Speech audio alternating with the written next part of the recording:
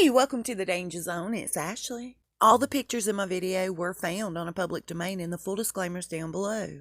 And I'm praying a hedge of protection around everybody who's watching this video. Lots of love and many blessings. Okay, so I spoke to my buddy Jay this morning and here's what he told me. Even though the Queen has been self-isolating, hunkered down at Windsor, she did test positive. She doesn't want the whole world to know this, but it's somehow leaked out. Several years ago, I believe it was Prince Charles that gave an interview that was super gruesome in my opinion. During this interview, he was asked, what's going to happen to the monarchy when your mother passes? And I don't know if he just didn't understand the question, but here was his answer. He felt like the family would be nearby, she would contract the flu, they would be at her bedside, she would go to sleep and just not wake up. Now, they're pulling off mad rehearsals for in the event she passes. It's called Operation London Bridge, and this has 27 steps to it. The Prime Minister will be contacted immediately. Operation London Bridge will be leaked out quietly throughout the media. The news will go international from an undisclosed location in London. Black armbands will be put on. Black edged notice on Buckingham Palace gates. The royal website will go into mourning mode. The BBC will start using a special system. All the news media will receive the code word Mrs. Robinson. Blue obit lights for commercial radio will come into use. Your regularly scheduled programs will come to an end. People will leave immediately and go home early from work. Pilots will announce to their passengers the Queen is dead. Her body will be placed in the Buckingham Palace throne room. Prince Charles will become king. Should we strike that one out? News crews will go ahead and assemble in the predetermined locations. Announcement will be made at London's midpoint. 41-gun salute will be taking place at Hyde Park. More trumpets in the City of London. After that, the coffin will be moved to Westminster Hall. It'll stay there for 4 days. And the wreaths, each of those days will be freshly done. By day 9, the funeral will take place. That morning, the crown jewels will be meticulously cleaned, as well as shops being completely closed or with reduced hours. The church services and memorial gatherings will take place at the football stadiums. Big Ben will strike at 9 a.m. on the day of the funeral. It's being said the Queen wants everybody in the world to remember where they were the moment they heard the Queen had died. That is big business. And it seems like they've rehearsed this so many times, which I imagine they would. So everybody is acting like they're on standby for the news. It's quite eerie. And because she and Charles both have tested positive for this, they're having to keep a distance. So they're doing a lot of FaceTime to handle business with William during these days. Now, I want to say thank you to my sweet friend Laura. I appreciate you so much. It's being said that Harry is highly considering giving up all the perks to being in the royal family. Now, what exactly would the turnout be for Meghan in the event that happened? The only reason she's getting any kind of attention is due to the half-wit she married. Speaking of the marriage, Harry went against his family not to have her sign a prenup. He argued with his family over this for the longest time.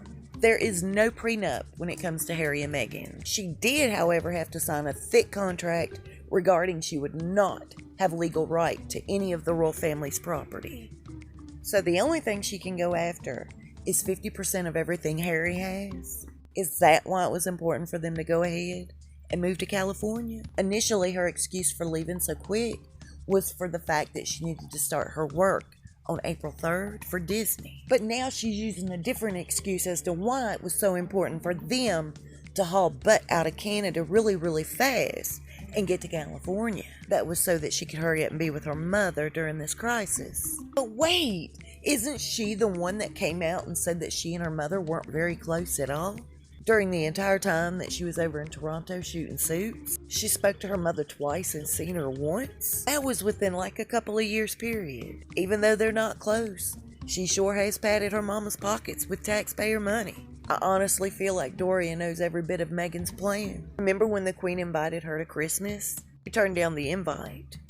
I was always told she was afraid that they were going to get busted. Never wanted to be around the entire royal family as a group. Who's nervous like that unless you really have something to hide? Who thinks like that? I wouldn't. Unless I was trying to pull something over on people. Okay, so she's already in the red with Uncle Sam and she doesn't want to pay the taxes in Canada. But aside from that, it is mine and many other folks' opinion that this move to California is methodically planned out by Meghan yet again. California has a community property law when it comes to divorce, but get this, that law goes into effect after 90 days of marriage. DM exposed the diary that she kept. Bad news, he's a ginger. Good news, he's a prince. She's always cutting him off, always talking over him, always pushing him out of the way. She can't stand him, and she never has. I don't know if he's in on this. I don't know if he's just that stupid. I don't know. I do know that she has an absolute motive. You know it, I know it, we know it. Everyone's eagerly counting down to the 31st of March. We have 2 more days, but the real countdown is 90 days. She knows the community property laws in California. She knows she has to be there 3 months. This joker has been an absolute nitwit puppet for her, and I will be totally shocked come 4 months from now they're still together.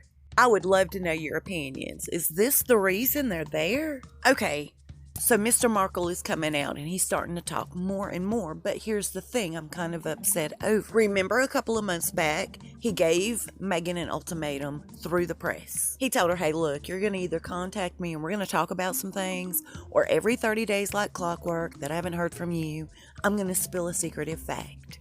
Well, 30 days is coming, it's passed. There's been no facts spilled. However, he has recently admitted every negative thing she's ever done to her family, she is doing to the rules. So he's trying to get them prepared for the outcome of all of this. How she spilled our dirty laundry into the streets. How she called us names, chewed us up, ignored us, slung mud in our face. Take note, you're in the middle of it, you're going to have that same exact situation. He's trying to prepare them for what is to come. It's going to get a lot worse before it's over. Exactly how she broke up with her second husband, Trevor Engelson, is the exact way Harry did with the royal family. Do you guys realize that he emailed his family saying, hey, we want out of this, and we want out of this right now?